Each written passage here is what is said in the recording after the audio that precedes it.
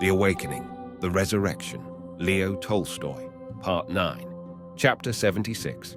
The deportation of the party of convicts to which Maslova belonged was set for the 5th of July, and Nekhludoff was prepared to follow her on that day. The day before his departure, his sister, with her husband, arrived in town to see him. Nekhludoff's sister, Natalie Ivanovna Ragodzinsky, was 10 years his senior. He had grown up partly under her influence. She loved him when he was a boy, and before her marriage they treated each other as equals. She was 25, and he was 15. She had been in love then with his deceased friend, Nikolenka Irteniev. They both loved Nikolenka, and loved in him and in themselves the good that was in them, and which unifies all people.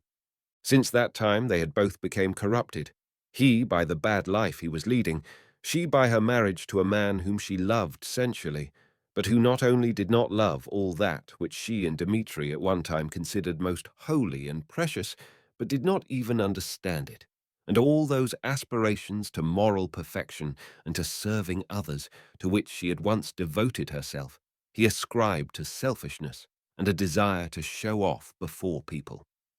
Ragodzinsky was a man without reputation or fortune, but a clever fortune hunter who, by skillful maneuvering between liberalism and conservatism, availing himself of that dominating tendency which promised bitter results in life, but principally by something peculiar which attracted women to him, he succeeded in making a relatively brilliant judicial career. He was already past his youth when he met Nekhludoff abroad, made Natalie, who was also not very young, to fall in love with him, and married her almost against the wish of her mother, who said that it would be a mésalliance. Nekhludoff, although he concealed it from himself and struggled against the feeling, hated his brother-in-law. He disliked his vulgar feelings, his self-confident narrowness of mind, but principally because of his sister, who should so passionately, egotistically and sensually love such a poor nature, and to please whom she should stifle all her noble sentiments. It was always painful to Nekhludoff to think of Natalie as the wife of that hairy, self-confident man with shining, bald head.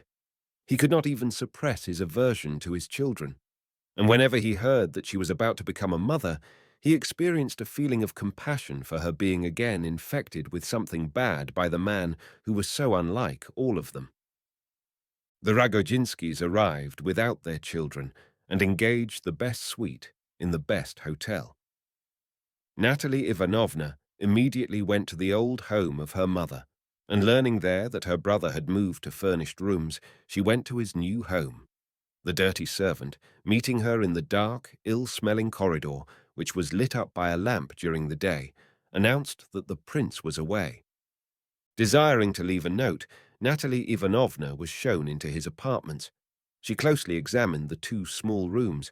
She noticed in every corner the familiar cleanliness and order, and she was struck by the modesty of the appointments. On the writing table, she saw a familiar paper press with the bronze figure of a dog, neatly arranged portfolios, papers, volumes of the criminal code, and an English book of Henry George, and a French one by Tard, between the leaves of which was an ivory paper knife. She left a note asking him to call on her the same evening, and shaking her head in wonder at what she had seen, returned to her hotel. There were 2 questions relating to her brother that interested Natalie Ivanovna: his marriage to Katyusha, of which she had heard in her city, where it was a matter of common gossip, and the distribution by him of his land to the peasants, upon which some people looked as something political and dangerous. From one point of view, she rather liked the idea of his marrying Katyusha. She admired his resolution, seeing in it herself and him as they had been before her marriage. At the same time, she was horror-stricken at the thought that her brother was to marry such an awful woman.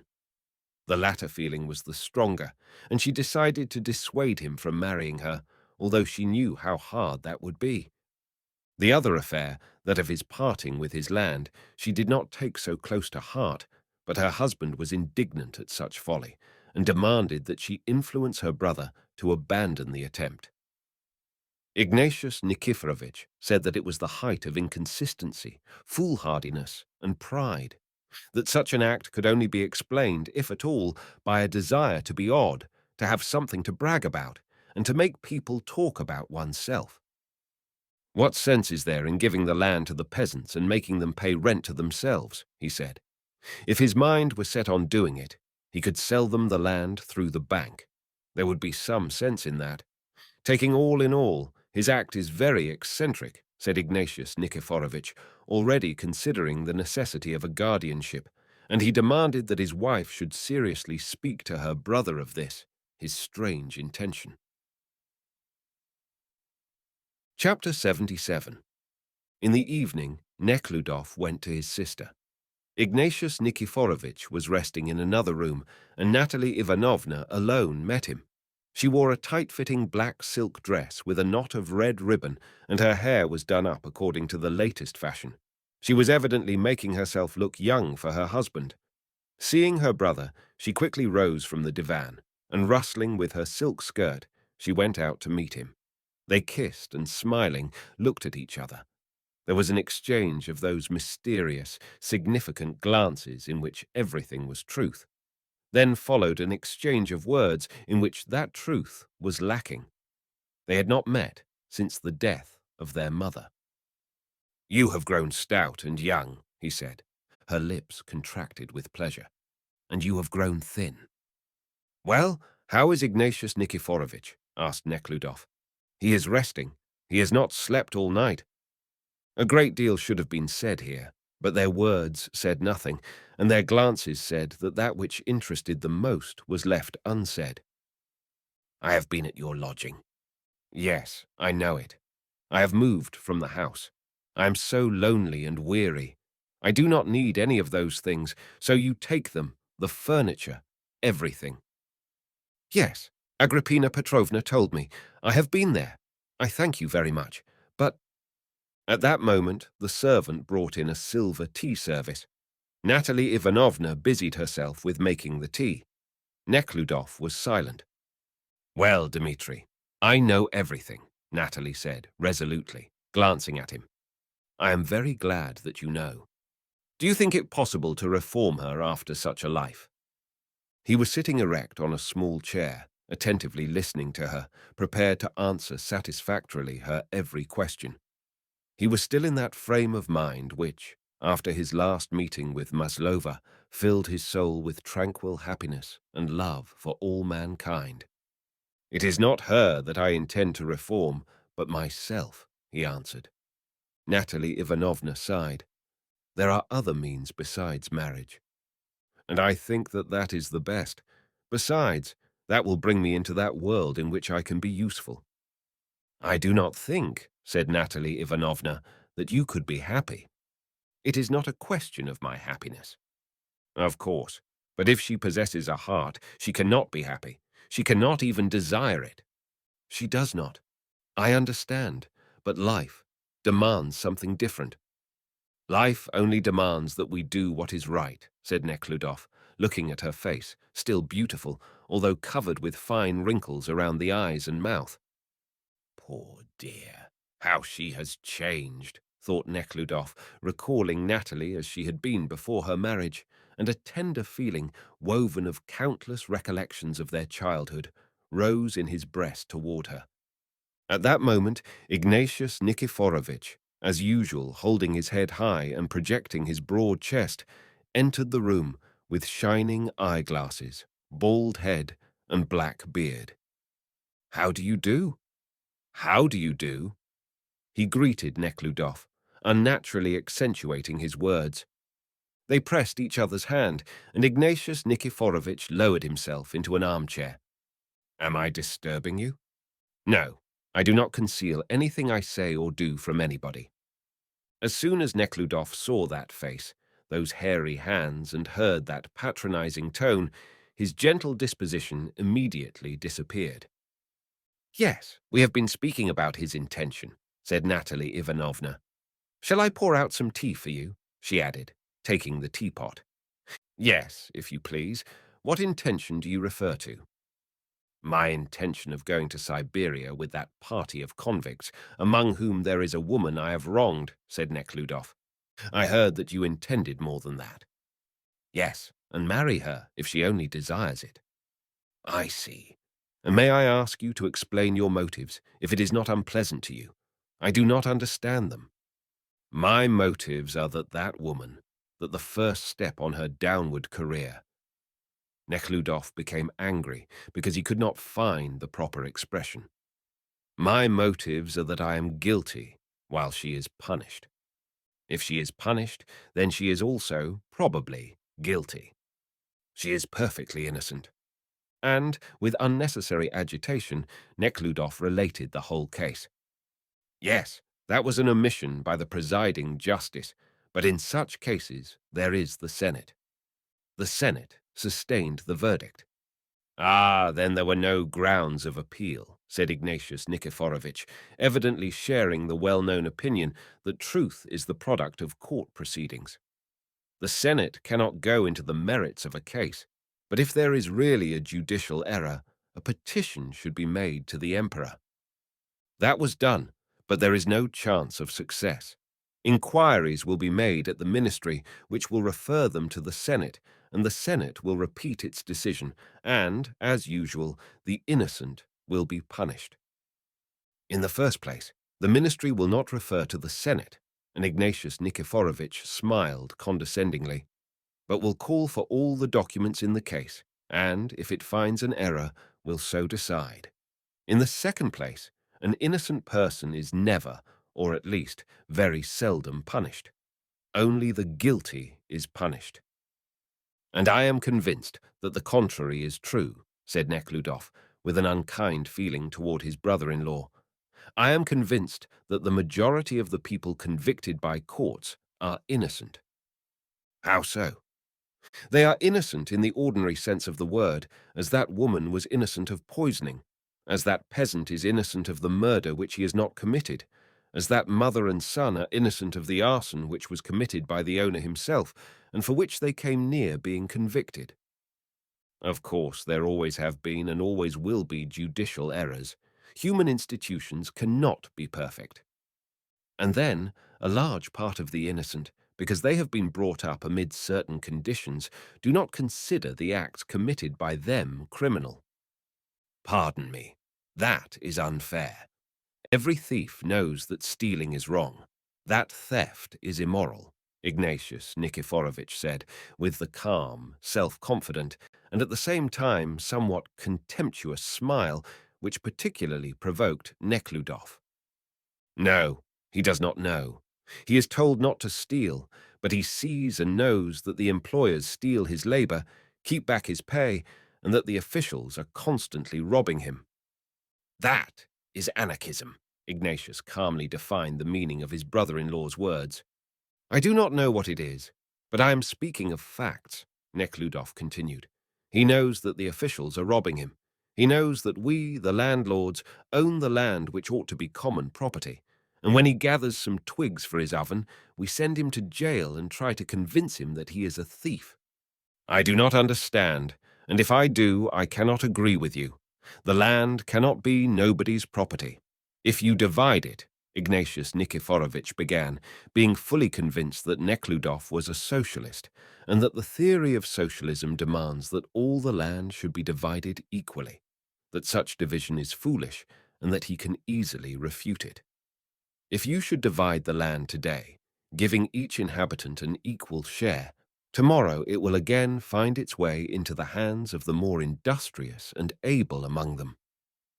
Nobody even thinks of dividing the land into equal shares. There ought to be no property in land, and it ought not to be the subject of purchase and sale or renting. The right of property is a natural right. Without property right, there would be no interest in cultivating the land.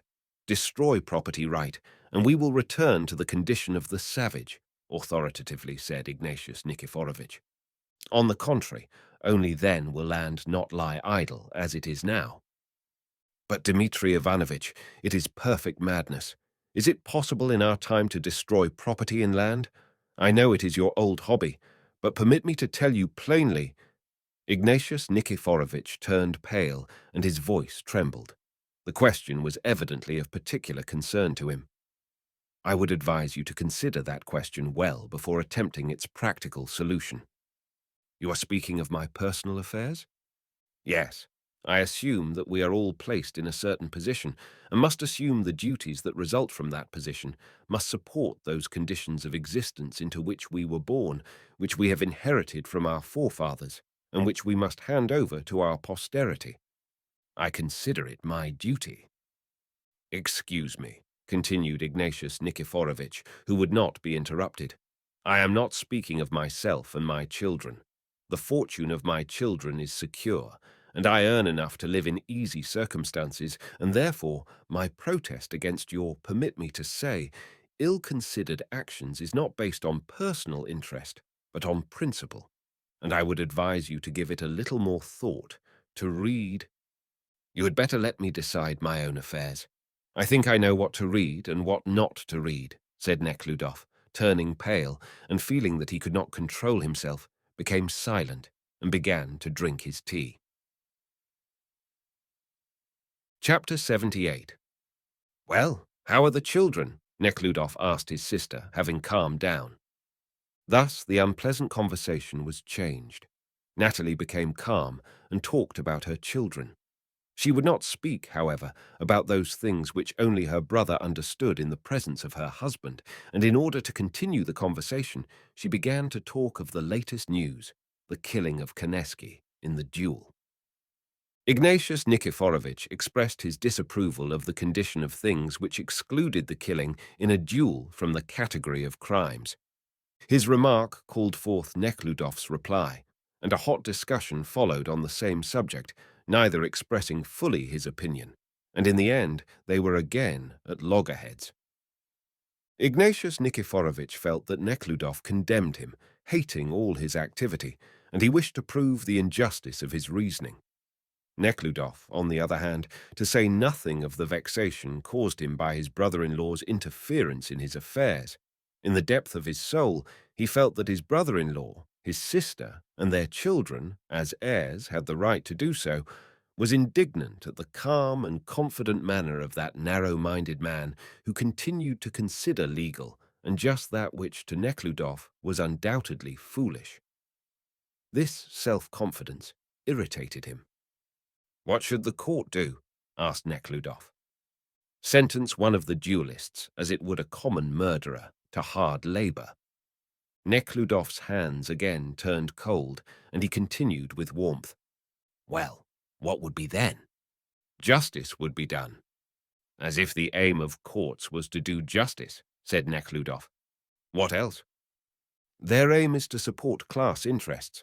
Courts, according to my idea, are only instruments for the perpetuation of conditions profitable to our class. That is an entirely new view, said Ignatius Nikiforovitch, smiling calmly. Usually, somewhat different aims are ascribed to courts. In theory, but not in practice, as I have learned. The only aim of the courts is to preserve the existing state of things, and for this reason they persecute and kill all those who are above the common level and who wish to raise it as well as those who are below it. I cannot agree with the view that criminals are executed because they are above the level of the average. For the most part, they are the excrescence of society, just as perverted, though in a different manner, as are those criminal types whom you consider below the level of the average. And I know people who are far above their judges. But Ignatius Nikiforovitch, not accustomed to being interrupted when speaking, did not listen to Nekhludoff, which was particularly irritating to the latter, and continued to talk while Nekhludoff was talking. I cannot agree with you that the aim of courts is to support the existing order of things. The courts have their aims, either the correction— Prisons are great places for correction, Nekhludoff put in. Or the removal, persistently continued Ignatius Nikiforovitch, of those depraved and savage people who threaten the existence of society. That is just where the trouble is. Courts can do neither the one nor the other. Society has no means of doing it. How is that? I don't understand, asked Ignatius Nikiforovitch with a forced smile. I mean to say that there are only two sensible modes of punishment, those that have been used in olden times. corporal punishment and capital punishment, but with the advance of civilization, they have gone out of existence. That is both new and surprising to hear from you. Yes, there is sense in inflicting pain on a man that he might not repeat that for which the pain was inflicted, and it is perfectly sensible to cut the head off a harmful and dangerous member of society. But what sense is there in imprisoning a man who is depraved by idleness and bad example, and keeping him in secure and compulsory idleness in the society of the most depraved people? Or to transport him, for some reason, at an expense to the government of 500 rubles, from the district of Tula to the district of Irkutsk, or from Kursk. But people seem to fear these journeys at government expense, and were it not for these journeys, we would not be sitting here as we are sitting now. Prisons cannot secure our safety because people are not imprisoned for life, but are released. On the contrary, these institutions are the greatest breeders of vice and corruption, i.e., they increase the danger. You mean to say that the penitentiary system ought to be perfected? It cannot be perfected. Perfected prisons would cost more than is spent on popular education and would be a new burden on the populace. But the deficiencies of the penitentiary system do not invalidate the judicial system, Ignatius Nikiforovich again continued, without listening to his brother-in-law. These deficiencies cannot be corrected, said Nekhludoff, raising his voice. What then? Would you kill? Or, as a certain statesman suggested, pluck out their eyes? Said Ignatius Nikiforovich, smiling triumphantly. Yes, that would be cruel, but expedient. What we are doing now is both cruel and inexpedient. And I am taking part in it, said Ignatius Nikiforovich, paling. That is your business, but I do not understand it. I think there are many things you do not understand, said Ignatius Nikiforovich with a quiver in his voice. I saw a public prosecutor in court trying his utmost to convict an unfortunate boy who could only arouse compassion in any unperverted man. If I thought so, I should give up my position, said Ignatius Nikiforovich, rising. Nekhludoff noticed a peculiar glitter under his brother-in-law's eyeglasses. Can it be tears? Thought Nekhludoff. They really were tears. Ignatius Nikiforovich was offended. Going toward the window, he drew a handkerchief from his pocket, coughed, and began to wipe his eyeglasses, and removing them, he also wiped his eyes. Returning to the couch, Ignatius Nikiforovich lit a cigar and spoke no more. Nekhludoff was pained and ashamed at the grief that he had caused his brother-in-law and sister, especially as he was leaving the next day and would not see them again. In great agitation, he took leave of them and departed. It is quite possible that what I said was true. At any rate, he did not refute me. But it was wrong to speak that way. Little have I changed if I could insult him and grieve poor Natalie, he thought. Chapter 79. The party of convicts, which included Maslova, was to leave on the 3 o'clock train, and in order to see them coming out of the prison and follow them to the railroad station, Nekhludoff decided to get to the prison before 12. While packing his clothes and papers, Nekhludoff came across his diary and began to read the entry he had made before leaving for St. Petersburg. Katyusha does not desire my sacrifice, but is willing to sacrifice herself, it ran. She has conquered, and I have conquered. I am rejoicing at that inner change which she seems to me to be undergoing. I fear to believe it, but it appears to me that she is awakening. Immediately after this was the following entry. I have lived through a very painful and very joyous experience. I was told that she had misbehaved in the hospital. It was very painful to hear it. Did not think it would so affect me. Have spoken to her with contempt and hatred, but suddenly remembered how often I myself have been guilty. Am even now, although only in thought, of that for which I hated her, and suddenly I was seized with disgust for myself and pity for her, and I became very joyful.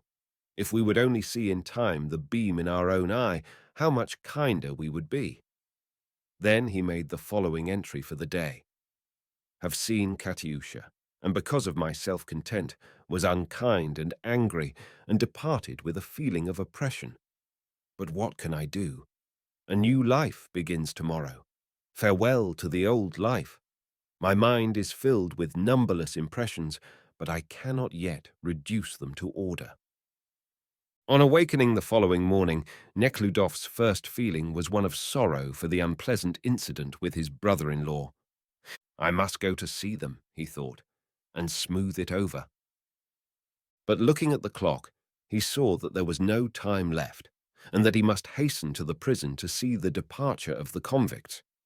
Hastily packing up his things and sending them to the depot, Nekhludov hired a trap and drove to the prison. The hot July days had set in. The stones of the street, the houses and the tins of the roofs, failing to cool off during the suffocating night, exhaled their warmth into the hot, still air. There was no breeze, and such as rose every now and then was laden with dust and the stench of oil paint. The few people that were on the streets sought shelter in the shade of the houses.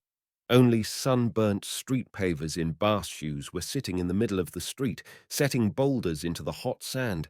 Gloomy policemen in unstarched blouses and carrying revolvers attached to yellow cords were lazily shuffling about, and tramcars with drawn blinds on the sides exposed to the sun and drawn by white-hooded horses were running up and down the street.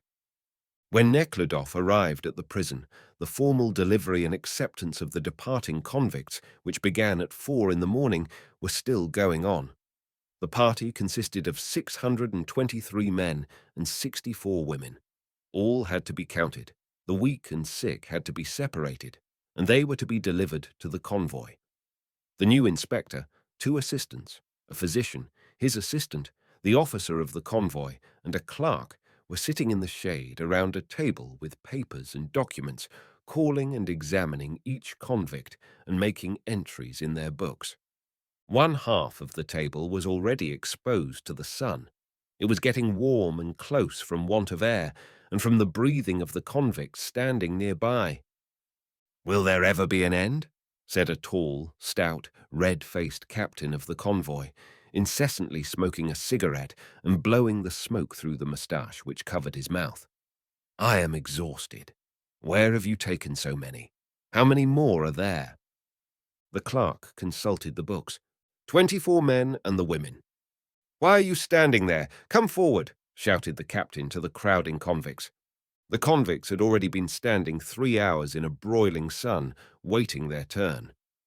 All this was taking place in the courtyard of the prison, while without the prison stood the usual armed soldier, about 24 trucks for the baggage, and the infirm convicts, and on the corner a crowd of relatives and friends of the convicts, waiting for a chance to see the exiles as they emerged from the prison, and, if possible, to have a last few words with them, or deliver some things they had brought for them.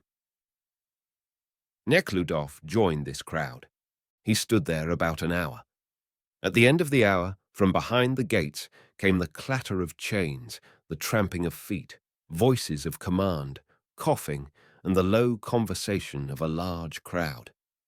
This lasted about 5 minutes, during which time prison officers flitted in and out through the wicket. Finally, there was heard a sharp command.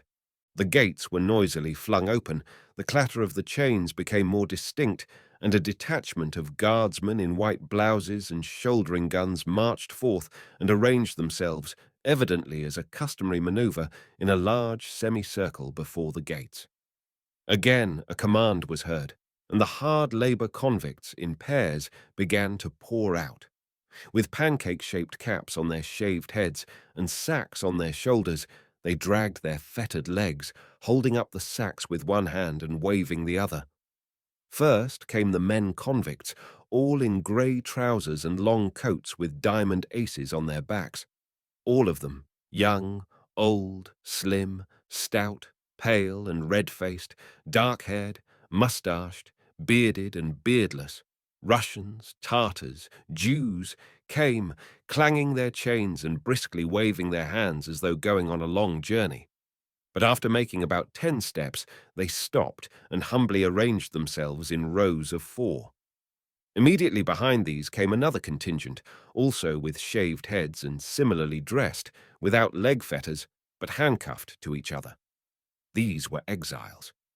They walked as briskly as the others, stopped and formed in rows of four. Then came the women in the same order, in grey coats and kerchiefs, those sentenced to hard labour coming first, then the exiles, and finally those voluntarily following their husbands in their native costumes. Some of the women carried infants under the skirts of their coats. Children, boys and girls, followed them on foot, hanging on to the skirts of their mothers. The men stood silently, coughing now and then, or exchanging remarks, while the women carried on incessant conversation. Nekhludoff thought that he saw Maslova as she was coming out, but she was soon lost in the large crowd, and he only saw a lot of grey creatures almost deprived of all womanly features, with their children and sacks, grouping themselves behind the men. Although the convicts had been counted within the walls of the prison, the guard began to count them over again. This counting took a long time, because the convicts, moving from one place to another, confused the count of the officers. The officers cursed and pushed the humbly but angrily compliant convicts and counted them again. When the counting was finally over, the officer of the guard gave some command, and suddenly all became confusion in the crowd. Infirm men, women and children hastened to the trucks, on which they first placed their sacks, then climbed in themselves, the infants crying in their mothers' arms, the children quarrelling about the places, the men looking gloomy and despondent. Some of the convicts, removing their caps, approached the officer and made some request. As Nekhludoff afterward learned, they were asking to be taken on the wagons. The guard officer, without looking at the applicants, silently inhaled the smoke of his cigarette, then suddenly swung his short hand at one of the convicts that approached him, who dodged and sprang back. "I will elevate you to the nobility with a rope. You can walk," shouted the officer. Only a tall, staggering old man in irons was permitted to ride on a wagon. The old man removed his cap, and making the sign of the cross, dragged himself to the wagon. But his fettered legs prevented his climbing up until an old woman, sitting on the wagon, took his hand and helped him in. When all the wagons were loaded with sacks, and those that were permitted to ride, the guard officer uncovered his bald head, wiped with a handkerchief his pate, forehead, and red, stout neck, made the sign of the cross, and gave command to proceed. There was a clatter of weapons. The convicts, removing their caps, began to make the sign of the cross, some with their left hands. The escorting crowd shouted something. The convicts shouted in answer. A great wailing arose among the women, and the party, surrounded by soldiers in white blouses, moved forward, raising a cloud of dust with their fettered feet. They marched in the order in which they formed at the prison gates, in rows of four, preceded by a detachment of soldiers. The rear was brought up by the wagons loaded with the sacks and the infirm.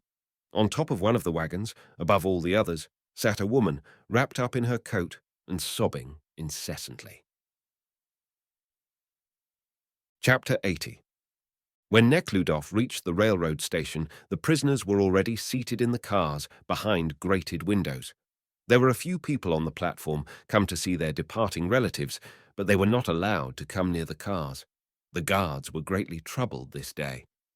On the way from the prison to the station, 5 men had died from sunstroke. 3 of them had been taken to the nearest police station from the street, while 2 were stricken at the railroad station. They were troubled not because 5 men had died while under their guard. That did not bother them, but they were chiefly concerned with doing all that the law required them to do under the circumstances, to make proper transfer of the dead, their papers and belongings, and to exclude them from the list of those that were to be transferred to Nizhny, which was very troublesome, especially on such a warm day. This it was that occupied the convoy, and this was the reason why Nekhludoff and others were not permitted to approach the cars while the formalities were unfinished. However, upon bribing one of the sergeants, Nekhludoff was permitted to come near the cars, the sergeant asking him to do his errand so that the captain would not see him. There were 18 cars, and all, except the one reserved for the authorities, were literally packed with prisoners. Passing by the windows, Nekhludoff listened to the sounds within. Everywhere he heard the rattling of chains, bustle, and the hum of conversation, interspersed with stupid profanity. But nowhere did he hear, as he expected, any reference to the dead comrades. Their conversation related more to sacks, drinking water, and the choice of seats. Looking into the window of one of the cars, Nekhludoff saw some guardsmen removing the handcuffs from the wrists of the prisoners. The prisoners stretched out their hands, while one of the guards, with a key, opened the locks of the handcuffs, which were collected by another. When Nekhludoff reached the second car occupied by the women, he heard a woman's moan, "Oh, heavens! Oh, heavens!" Nekhludoff passed by and approached one of the windows of the third car, pointed out to him by one of the guards. Overheated air, impregnated with a thick odor of perspiration, assailed his nostrils, and shrill women's voices were distinctly heard. All the benches were occupied by flushed, perspiring women in waists and coats, loudly conversing. His approach attracted their attention. Those sitting nearest to the grated window became silent. Maslova, in a waist and without headgear, was sitting near the opposite window. The smiling Theodosia, who was sitting near Maslova, seeing Nekhludoff, pushed her with her elbow and pointed to Nekhludoff. Maslova hurriedly rose, threw a kerchief over her black hair, and, with an animated, red, perspiring and smiling face, came near the window and placed her hands on the grating. "But how warm it is," she said, smiling joyously. "Did you get the things?" "I did. Thank you." "Do you need anything?" asked Nekhludoff, feeling the heat issuing from the window as from a steam bath. "I do not need anything. Thank you." "If we could only get some water," said Theodosia. "Yes, some water," repeated Maslova. "I will ask one of the guards," said Nekhludoff. "We will not meet now until we reach Nine. "Why, are you going there?" she said, as if she did not know it, but joyously glancing at Nekhludoff. "I am going on the next train." Maslova was silent for a few moments, then sighed deeply. "Is it true, master, that 12 people have died from the heat?" said a churlish old woman in a hoarse voice. It was Korableva. "I don't know that 12 have died. I have seen 2, said Nekhludoff. "They say 12. They ought to be punished for it, the devils." "How is it with the women?" asked Nekhludoff. "Women are stronger," said another prisoner, smiling. "Only there is one who has taken it into her head to give birth to a child. Listen to her wailing," she said, pointing to the adjacent car from which the moaning proceeded. "You asked if anything was needed," said Maslova, endeavoring to restrain a happy smile. "Could not that woman be taken off the train? She suffers so. Won't you tell the authorities?" "Yes, I will." "Another thing, could you not get her to see her husband, Taras?" she added, pointing to the smiling Theodosia. "He is going with you, isn't he?" At this point, the voice of a sergeant was heard reminding Nekhludoff that talking with the prisoners was prohibited. It was not the sergeant who passed Nekhludoff. Nekhludoff walked off to find the captain, intending to see him about the sick woman and Taras, but for a long time could not find him, the guards being too busy to answer his inquiries. Some were leading away one of the convicts, others were hurrying away to buy their provisions. Still others were attending a lady who was travelling with the captain of the convoy.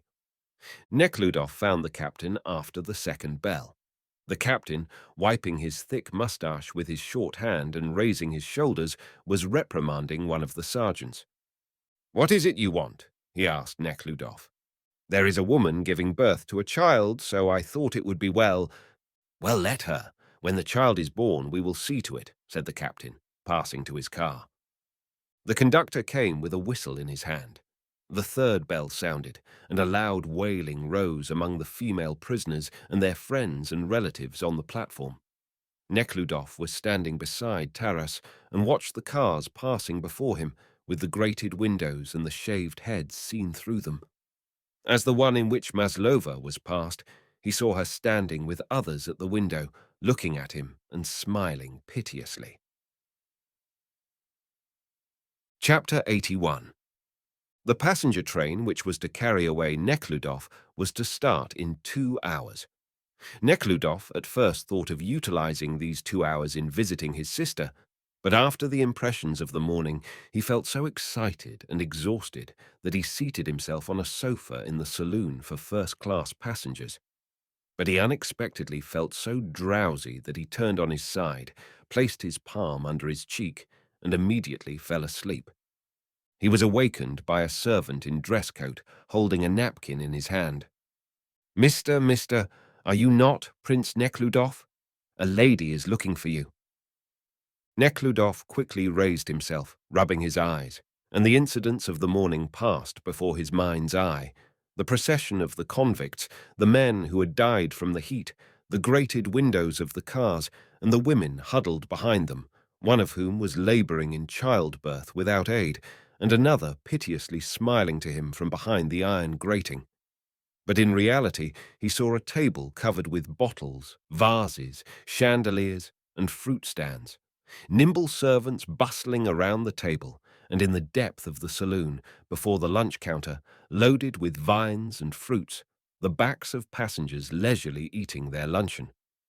While Nekhludoff was raising himself and shaking off the slumber, he noticed that everybody in the saloon was curiously watching the entrance.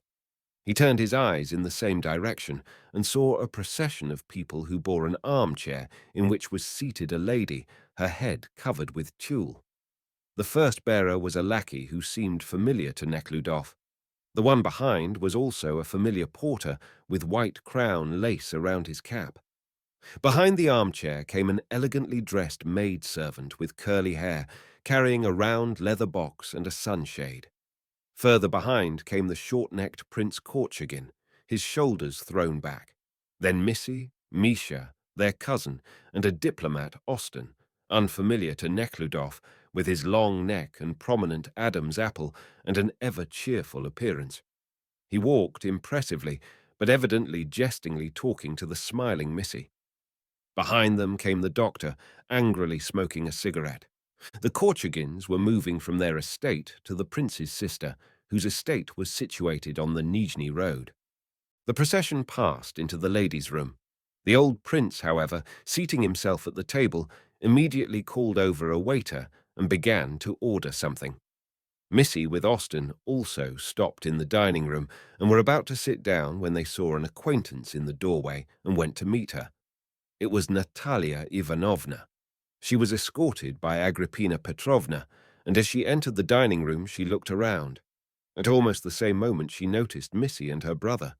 She first approached Missy, only nodding her head to Nekhludoff. But after kissing Missy, she immediately turned to him. "At last, I have found you," she said. After greeting his sister, Nekhludoff entered into conversation with Missy, who told him that their house had burned down, necessitating their removal to her aunt's. Austin began to relate a droll anecdote anent the fire. Nekhludoff, without listening to Austin, turned to his sister. "How glad I am that you came." In the course of their conversation, he told her how sorry he felt for having fallen out with her husband, that he had intended to return and confess that he was at fault, but that he knew not how her husband would take it. "I spoke improperly to him, and it tortured me," he said. "I knew it. I was sure you didn't intend it," said his sister. "Don't you know?" The tears welled up in her eyes, and she touched her brother's hand. It was spoken tenderly. He understood her and was affected. The meaning of her words was that, besides her love for her husband, her love for her brother was dear and important to her, and that any disagreement with him caused her suffering. Thank you, thank you. Oh, what I have seen today," he said, suddenly recalling the two dead convicts. "Two convicts have been killed." "How killed?" "So, simply killed. They have been brought here in this heat, and two of them died from sunstroke." "Impossible! How? Today? Just now?" "Yes, just now. I have seen their corpses." "Why were they killed? Who killed them?" asked Natalia Ivanovna. "Those who forcibly brought them here," said Nekhludoff excitedly, feeling that she took the same view of this as her husband.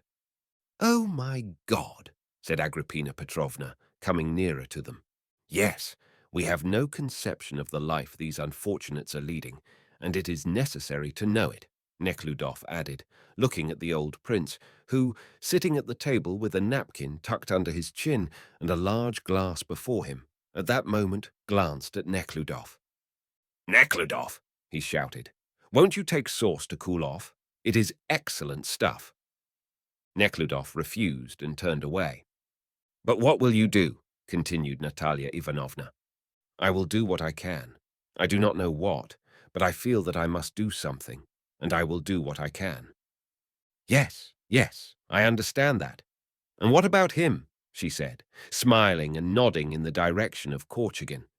"Is it really all over?"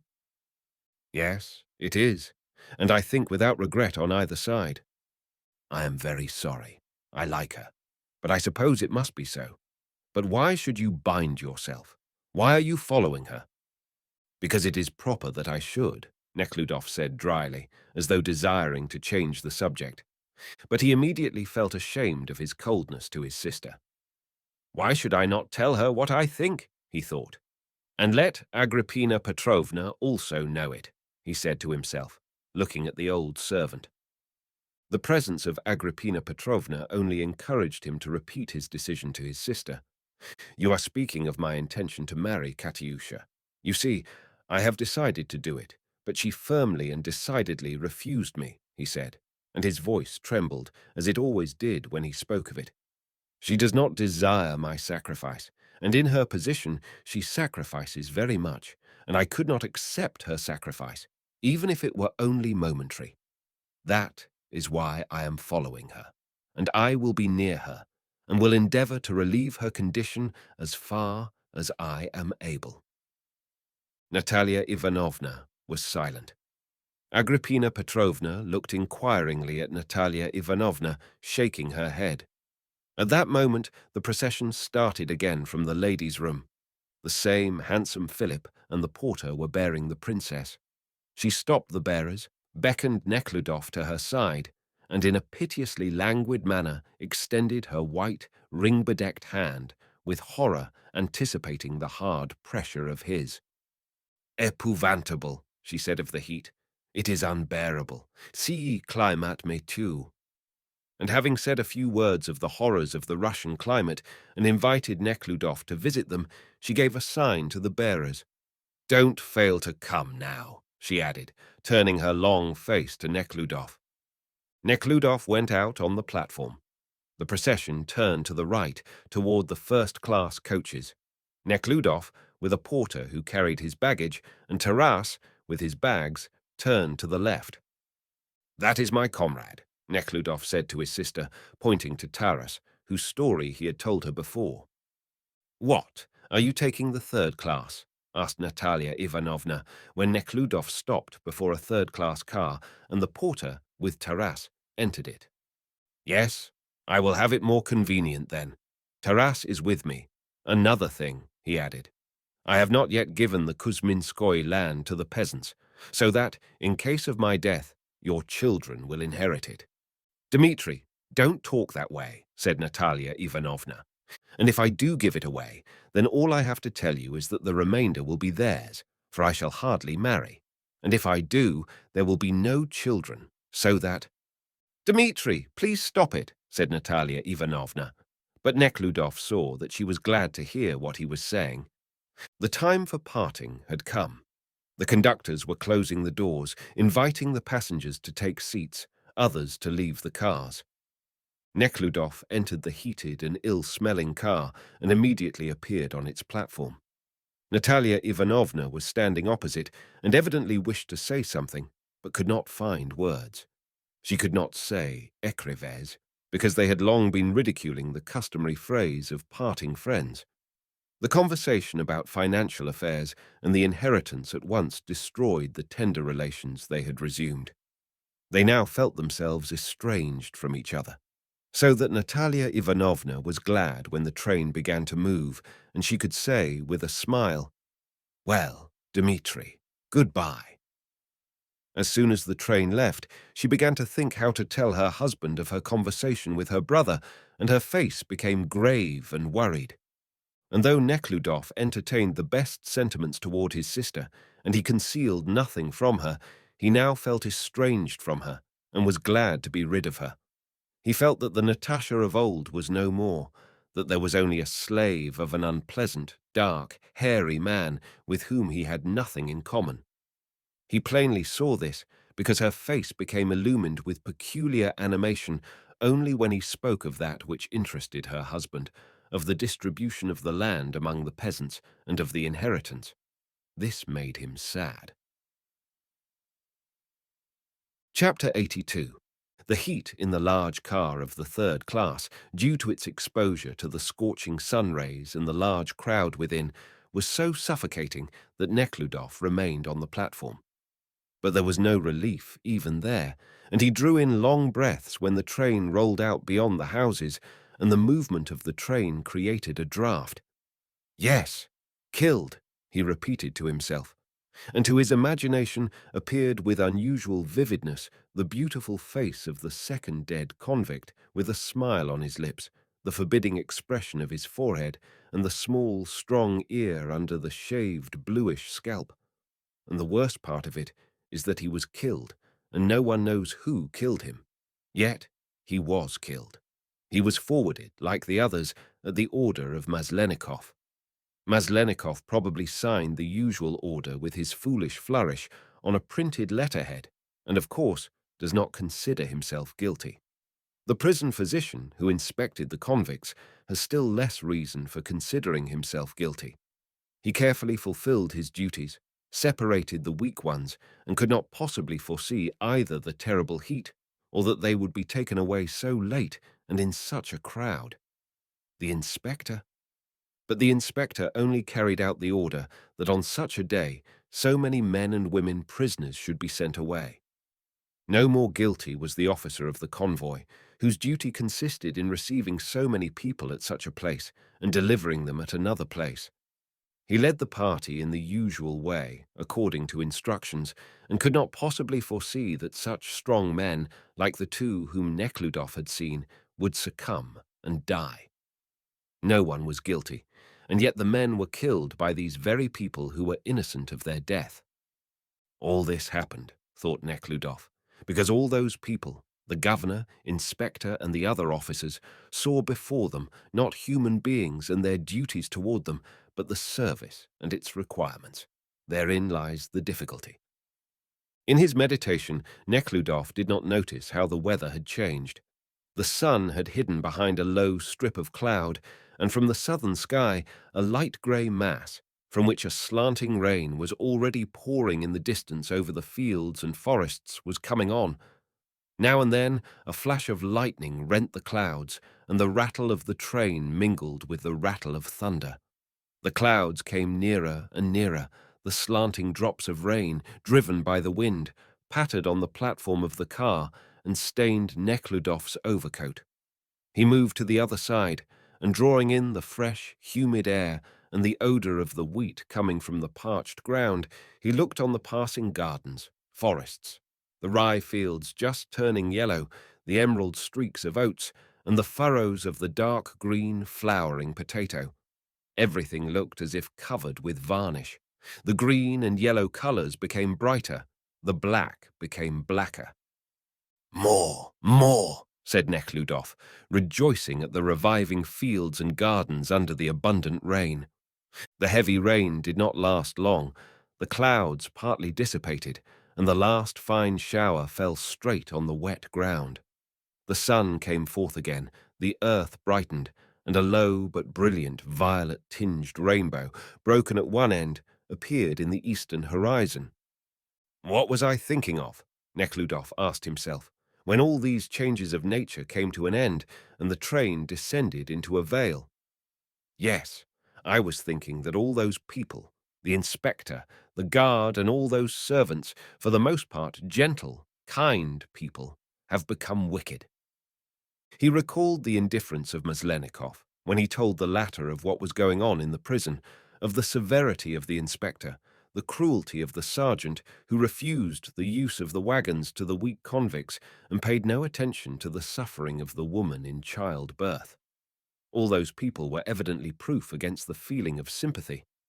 As is this paved ground against rain, he thought, looking at the incline paved with multicolored stone from which the water streamed off. Maybe it is necessary to lay the stones on the incline, but it is sad to see the soil deprived of vegetation when it could be made to grow grain, grass, shrubs, and trees like those seen on those heights. It is the same with people, thought Nekhludoff. The whole trouble lies in that people think that there are conditions excluding the necessity of love in their intercourse with man, but such conditions do not exist. Things may be treated without love. One may chop wood, make bricks, forge iron without love, but one can no more deal with people without love than one can handle bees without care. The nature of bees is such that if you handle them carelessly, you will harm them as well as yourself. It is the same with people, and it cannot be different because mutual love is the basic law of human life. True, man cannot compel himself to love as he can compel himself to work, but it does not follow from this that in his dealings with men he can leave love out of consideration, especially if he wants something from them. If you feel no love for people, then keep away from them, Nekhludoff said to himself. Occupy yourself with things, yourself, anything, only keep away from people. As it is harmful to eat except when one is hungry, so is it harmful to have intercourse with people when one does not love them. If one permits himself to deal with people without having any love for them, as I did yesterday with my brother-in-law, there is no limit to the cruelty and brutality one is liable to display toward others, as I have seen today, and there is no limit to one's own suffering, as I have learned from all the experiences of my own life. Yes, yes, that is so, thought Nekhludoff, experiencing the double pleasure of a cool breeze after the intolerable heat and the consciousness of having reached the highest degree of lucidity in the question which had so long occupied him. Book 3. Chapter 83. The party of convicts to which Maslova belonged had gone about 3,500 miles. It was not until Perm was reached that Nekhludoff succeeded in obtaining Maslova's transfer to the contingent of politicals, as he was advised to do by Bogodukhovskaya, who was among them. The journey to Perm was very burdensome to Maslova, both physically and morally.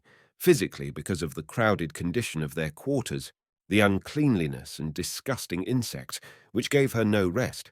Morally because of the equally loathsome men who, though they changed at every stopping place, were like the insects, always insolent, intrusive, and gave her little rest. The cynicism prevailing among the convicts and their overseers was such that every woman, especially the young women, had to be on the alert. Maslova was particularly subject to these attacks because of her attractive looks and her well-known past. This condition of constant dread and struggle was very burdensome to her. The firm repulse with which she met the impertinent advances of the men was taken by them as an insult and exasperated them. Her condition in this respect was somewhat relieved by the presence of Theodosia and Taras, who, learning that his wife was subjected to these insults, had himself included among the prisoners and, riding as such from Nizhny, was able to protect her to some extent. Maslova's transfer to the division of the politicals bettered her situation in every respect. Besides the improvement in the quarters, food, and treatment, her condition was also made easier by the fact that the persecution of the men ceased, and she was no longer reminded of her past, which she was so anxious to forget now. The principal advantage of the transfer, however, lay in the acquaintance she made of some people who exerted a decisive influence over her. At stopping places, she was permitted to mingle with the politicals, but being a strong woman, she was compelled to walk with the other prisoners. She thus walked from Tomsk. There were two politicals who travelled on foot with her, Maria Pavlovna Shchetinina, the same pretty girl with the sheepish eyes who had attracted Nekhludoff's attention when visiting Bogodukhovskaya, and one, Simonson, banished to Yakutsk, that same shaggy man with deep-set eyes whom Nekhludoff had noticed on the same occasion. Maria Pavlovna walked because she yielded her place on the wagon to a pregnant woman. Simonson, because he would not profit by class advantages. These three started on foot with the other convicts in the early morning, the politicals following them later in wagons. It was at the last stopping place, near a large city, where the party was handed over to another convoy officer. It was a chill September morning. Snow and rain fell alternately between cold blasts of wind. All the prisoners, 400 men and 50 women, were already in the courtyard, some crowding around the chief officer of the convoy, who was paying out money to the overseers for the day's rations. Others were buying food of the hucksters who had been admitted into the courtyard. There were a din of prisoners' voices counting money and the shrill conversation of the hucksters. Katyusha and Maria Pavlovna, both in boots and short fur coats and girdled with kerchiefs, came into the courtyard from the house and walked toward the hucksters, who were sitting under the northern wall and calling out their wares: fresh meat pies, fish, boiled shred paste, buckwheat mush, meat, eggs, milk. One woman even offered roasted pig. Simonson, in rubber jacket and similar galoshes, bound with whipcord over woolen socks — he was a vegetarian and did not use the skin of animals — was also awaiting the departure of the party. He stood near the entrance of the house, writing down in a notebook a thought that occurred to him. If, he wrote, a bacterium were to observe and analyze the nail of a man, it would declare him an inorganic being. Similarly, from an observation of the Earth's surface, we declare it to be inorganic. That is wrong. Having bought eggs, buns, fish, and fresh wheat bread, Maslova packed them away in a bag, while Maria Pavlovna settled for the food, when among the prisoners there arose a commotion. Everyone became silent, and the prisoners began to form into ranks. An officer came forth and gave final orders. Everything proceeded as usual. The prisoners were counted over, the chains were examined, and men were handcuffed in pairs. Chapter 84.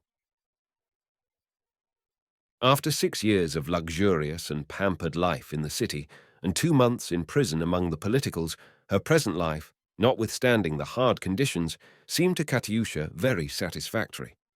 The journeys of 15 or 20 miles on foot between stopping places, the food and day's rest after 2 days' tramp, strengthened her physically, while her association with her new comrades opened up to her new phases of life, of which she had formerly no conception. She was charmed with all her new comrades, but above all with Maria Pavlovna, nay, she even came to love her with a respectful and exulting love. She was struck by the fact that a beautiful girl of a rich and noble family, and speaking 3 languages, should conduct herself like a common working woman, distribute everything sent her by her rich brother, dress herself not only simply but poorly, and pay no attention to her appearance. This entire absence of coquetry surprised and completely captivated Maslova. She saw that Maria Pavlovna knew, and that it even pleased her to know, that she was pretty, but that so far from rejoicing at the impression she was making on the men, she only feared it, and rather looked at love with disgust and dread. If her male comrades who knew her felt any attraction toward her, they never showed it. But strangers often attempted familiarities with her, and in such cases her great physical strength stood her in good stead. Once, she laughingly related, I was approached by a stranger on the street whom I could not get rid of. I then gave him such a shaking up that he ran away in fright. She also said that from childhood she had felt an aversion for the life of the gentry, but loved the common folks, and was often chidden for staying in the servants' quarters, the kitchen and the stable, instead of the parlour. But among the cooks and drivers I was always cheerful, while our ladies and gentlemen used to worry me. Afterward, when I began to understand, I saw that we were leading a wicked life. I had no mother, and I did not like my father. At 19, I left the house with a girlfriend and went to work in a factory, she said. From the factory, she went to the country, then returned to the city, where she was arrested and sentenced to hard labor. Maria Pavlovna never related it herself, but Katyusha learned from others that she was sentenced to hard labor because she assumed the guilt of another. Since Katyusha came to know her, she saw that Maria Pavlovna, everywhere and under all circumstances, never thought of herself, but was always occupied in helping someone else. One of her present comrades, jesting, said of her that she had given herself up to the sport of charity. And that was true. Like a sportsman looking for game, her entire activity consisted in finding occasion for serving others. And this sport became a habit with her life's aim. And she did it so naturally that all those that knew her ceased to appreciate it and demanded it as by right. When Maslova entered their ranks, Maria Pavlovna felt a disgust and loathing for her. Katyusha noticed it, but she also noticed afterward that Maria Pavlovna, making some effort, became particularly kind and gentle toward her. The kindness and gentleness of such an uncommon person so affected Maslova that she gave herself up to her with her whole soul, unconsciously acquired her glance, and involuntarily imitated her in everything. They were also drawn together by that disgust which both felt toward physical love. The one hated it because she had experienced all the horror of it. The other, because not having experienced it, she looked upon it as something strange and at the same time disgusting and offensive to human dignity. Chapter 85. The influence exerted by Maria Pavlovna over Katyusha was due to the fact that Katyusha loved Maria Pavlovna. There was another influence, that of Simonson, and that was due to the fact that Simonson loved Katyusha. Simonson decided everything by the light of his reason, and having once decided upon a thing, he never swerved. While yet a student, he made up his mind that the wealth of his father, who was an officer of the commissary department, was dishonestly accumulated. He then declared to him that his wealth ought to be returned to the people. And when he was reprimanded, he left the house and refused to avail himself of his father's means. Having come to the conclusion that all evil can be traced to the people's ignorance, he joined the Democrats on leaving the university and obtaining the position of village teacher. He boldly preached before his pupils and the peasants that which he considered to be just, and denounced that which he considered unjust and false.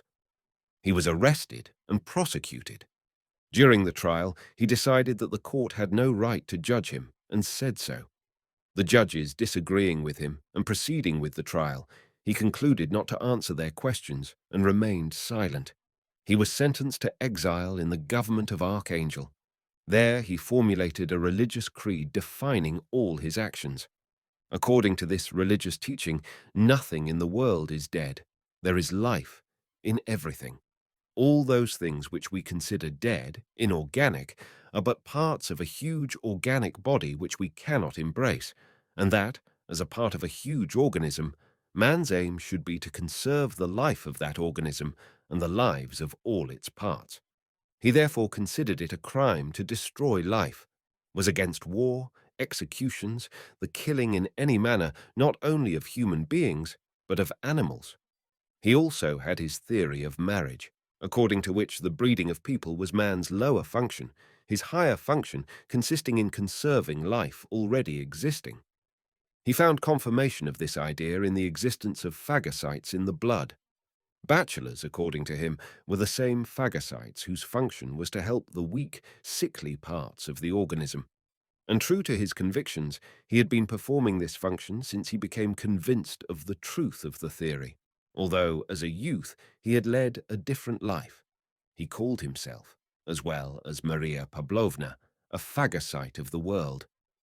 His love for Katyusha did not violate this theory, since it was purely platonic. He assumed that such love not only did not prevent his phagocyte activity, but aided it. And it was this man who, falling in love with Katyusha, had a decisive influence over her. With the instincts of a woman, Maslova soon discovered it, and the consciousness that she could arouse the feeling of love in such a remarkable man raised her in her own estimation. Nekhludoff offered to marry her out of magnanimity and the obligation for the past, but Simonson loved her as she was now, and loved her simply because he loved her. She felt, besides, that he considered her an unusual woman, distinguished from all other women, and possessing high moral qualities. She did not know exactly what those qualities were, but at all events, not to deceive him, she endeavored with all her power to call forth her best qualities, and necessarily be as good as she could be. Chapter 86.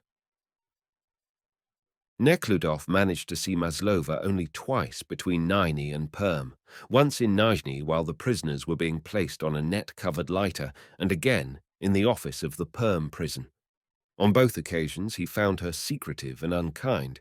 When he asked her about her prison conditions, or whether she wanted anything, she became confused and answered evasively, and, as it seemed to him, with that hostile feeling of reproach which she had manifested before. And this gloomy temper, due only to the persecutions to which she was being subjected by the men, tormented him. But at their very first meeting in Tomsk, she became again as she was before her departure. She no longer frowned or became confused when she saw him, but on the contrary, met him cheerfully and simply, thanking him for what he had done for her, especially for bringing her in contact with her present company. After 2 months of journey from prison to prison, this change also manifested itself in her appearance. She became thin, sunburnt, and apparently older. Wrinkles appeared on her temples and around her mouth. She no longer curled her hair on her forehead, but wore a kerchief on her head, and neither in her dress, coiffure, nor in her conduct were there any signs of her former coquetry. And this change called forth in Nekhludoff a particularly joyous feeling. The feeling he now experienced toward her was unlike any he had experienced before. It had nothing in common with his first poetic impulse, nor with that sentimental love which he felt afterward, nor even with that consciousness of a duty performed, coupled with self-admiration, which impelled him, after the trial, to resolve on marrying her. It was that same simple feeling of pity and contrition which he experienced at their first meeting in the prison, and afterward, with greater force, when he conquered his disgust and forgave her conduct with the physician's assistant in the hospital. The injustice he had done her had subsequently become plain. It was the same feeling, with the difference that, while it was temporary then, now it was permanent. During this period, because of Maslova's transfer to the politicals, Nekhludoff became acquainted with many political prisoners. On closer acquaintance, he was convinced that they were not all villains, as many people imagined them to be, nor all heroes, as some of them considered the members of their party, but that they were ordinary people, among whom, as in other parties, some were good, some bad, the others indifferent. He became particularly attached to a consumptive young man who was on his way to a life term at hard labor. The story of the young man was a very short one. His father, a rich southern landlord, died while he was a child. He was the only son and was brought up by his mother. He was the best scholar in the university, making his specialty mathematics. He was offered a chair in the university and a course abroad. But he hesitated. There was a girl of whom he became enamored, so he contemplated marriage and political activity. He wished everything, but resolved on nothing. At that time, his college chums asked him for money for a common cause. He knew what that common cause was, and at the time took no interest in it whatever, but from a feeling of fellowship and egoism gave the money, that it might not be thought that he was afraid. Those who took the money were arrested.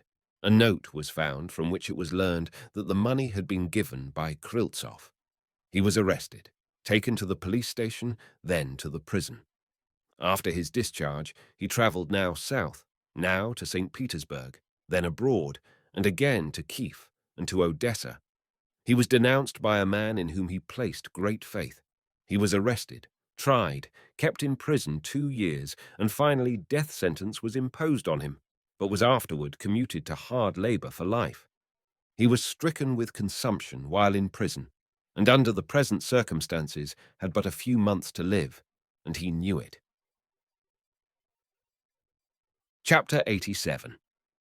At last, Nekhludoff succeeded in obtaining permission to visit Maslova in her cell among the politicals. While passing the dimly lighted courtyard from the officers' headquarters to No. 5, Escorted by a messenger, he heard a stir and buzzing of voices coming from the one-story dwelling occupied by the prisoners.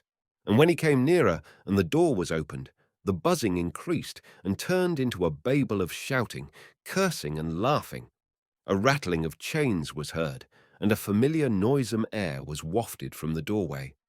The din of voices with the rattle of chains and the dreadful odour always produced in Nekhludoff the tormenting feeling of some moral nausea, turning into physical nausea. These two impressions, mingling, strengthened each other. The apartment occupied by the political prisoners consisted of two small cells, the doors of which opened into the corridor, partitioned off from the rest. As Nekhludoff got beyond the partition, he noticed Simonson feeding a billet of pine wood into the oven. Spying Nekhludoff, he looked up without rising and extended his hand. "I am glad you came. I want to see you," he said, with a significant glance, looking Nekhludoff straight in the eyes. "What is it?" asked Nekhludoff. "I will tell you later. I am busy now." And Simonson again occupied himself with making the fire, which he did according to his special theory of the greatest conservation of heat energy. Nekhludoff was about to enter the first door when Maslova, broom in hand, and sweeping a heap of dirt and dust toward the oven, emerged from the second door. She wore a white waist and white stockings, and her skirt was tucked up under the waist. A white kerchief covered her head to her very eyebrows. Seeing Nekhludoff, she unbent herself, and all red and animated, put aside the broom, and wiping her hands on her skirt, she stood still. "You are putting things in order?" asked Nekhludoff, extending his hand. "Yes, my old occupation," she answered and smiled. "There is such dirt here. There is no end to our cleaning." "Well, is the plaid dry?" She turned to Simonson.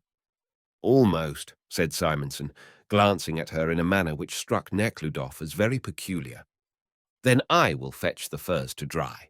All our people are there," she said to Nekhludoff, going to the further room and pointing to the nearest door. Nekhludoff opened the door and walked into a small cell, dimly lighted by a little metallic lamp standing on a low bunk. The cell was cold, and there was an odour of dust, dampness, and tobacco. The tin lamp threw a bright light on those around it, but the bunks were in the shade, and vacillating shadows moved along the walls. In the small room were all the prisoners, except two men who had gone for boiling water and provisions. There was an old acquaintance of Nekhludoff, the yellow-faced and thin Vera Efremovna, with her large, frightened eyes and a big vein on her forehead. She was sitting nervously rolling cigarettes from a heap of tobacco lying on a newspaper in front of her. In the far corner there was also Maria Pavlovna. "How opportune you're coming. How you seen Katya?" she asked Nekhludoff. There was also Anatoly Kryltsov, pale and wasted, his legs crossed under him, bending forward and shivering.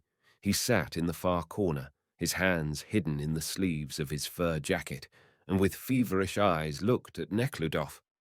Nekhludoff was about to approach him, but to the right of the entrance, sorting something in a bag and talking to the pretty and smiling Grabetz, sat a man with curly red hair in a rubber jacket and with spectacles.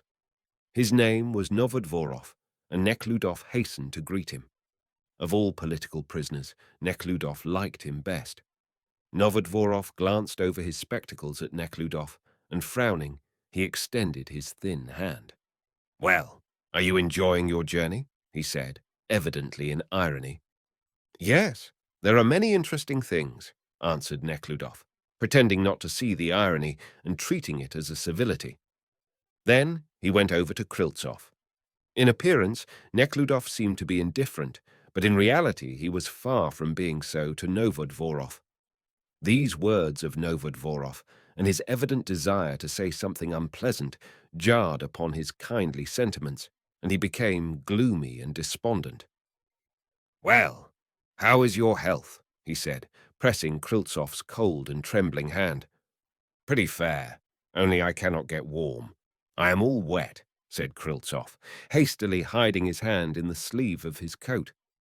"Those windows are broken." He pointed to the windows behind the iron gratings. "Why did you not come before?" Expecting to have a private conversation with Katyusha, Nekhludoff sat conversing with Kriltsov. Kriltsov listened attentively, fixedly gazing at Nekhludoff. "Yes," he said suddenly. "I have often thought that we were going into exile with those very people on account of whom we were banished. And yet we not only do not know them, but do not wish to know them. And worse of all, they hate us and consider us their enemies. This is dreadful." "There is nothing dreadful about it," said Novodvorov, overhearing the conversation. "The masses are always churlish and ignorant." At that moment, there was an outburst of curses behind the partition wall, followed by a jostling and banging against walls, a clatter of chains, screaming and shouting. Someone was being beaten. Someone shouted, "Help! See those beasts! What have they in common with us?" calmly asked Novodvorov. "You call them beasts, but you should have heard Nekhludoff telling of the conduct of one of them," Kriltsov said excitedly. "You are sentimental," Novodvorov said ironically. "It is hard for us to understand the emotions of these people and the motives of their acts. Where you see magnanimity, there may only be envy." "Why is it you do not wish to see good in others?" said Maria Pavlovna, suddenly becoming excited. "I cannot see that which does not exist." "How can you say it does not exist when a man risks a terrible death?" "I think," said Novodvorov, "that if we wish to serve our cause effectively, it is necessary that we stop dreaming and look at things as they are.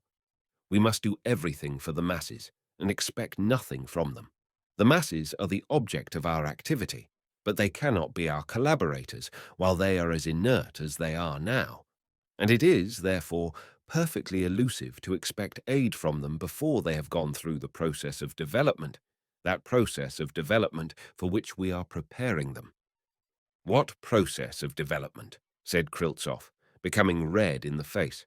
"We say that we are against the use of force, but is this not force in its worst form?" "There is no force here," calmly said Novodvorov. "I only said that I know the path the people must follow and can point it out." "But how do you know that yours is the right path? Is it not the same despotism which gave rise to the Inquisition and the executions of the Great Revolution? They too knew the only scientific path. The fact that people erred does not prove that I am erring. Besides, there is a great difference between the ravings of ideologists and the data of positive economic science." Novodvorov's voice filled the entire cell.